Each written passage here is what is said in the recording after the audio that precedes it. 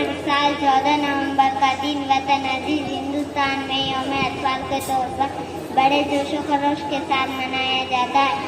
हिंदुस्तान में 14 नवंबर मुंतखब करने का मकसद कुछ इस तरह से कि इस तारीख को हमारे मुल्क के पहले वज़ीर आज़म पंडित जवाहरलाल नेहरू का यौम पैदाइश है, जो बच्चों से बे इंतहा मोहब्बत करते थे। आदि दिन जलसा इस दिन के मनाने का मकसद बच्चों की तईन लोगों में प्यार मोहब्बत जज्बात फरोग देना और इनके हुकूक की तईन वालिदैन असतिज़ा और बड़े उम्र के लोगों में बेदारी लाना है। जनाब सदर, अगर हम बात करें चाचा नेहरू की क़यादत को मिसाली क़यादत से साबित किया जा सकता है। नेहरू का दौर वो दौर है जिसकी अहमियत को हिंदुस्तानी अवाम सदियों तक महसूस करते रहे। जवाहरलाल नेहरू ने हिंदुस्तान के पहले वज़ीर आज़म हैसियत से हलफ उठाया।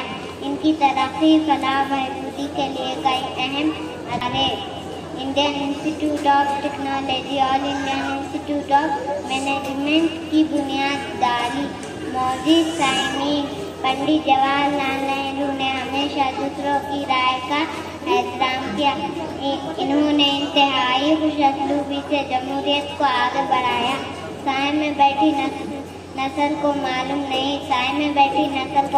नहीं, धूप की नजर हुई पेड़ लगाने वाले,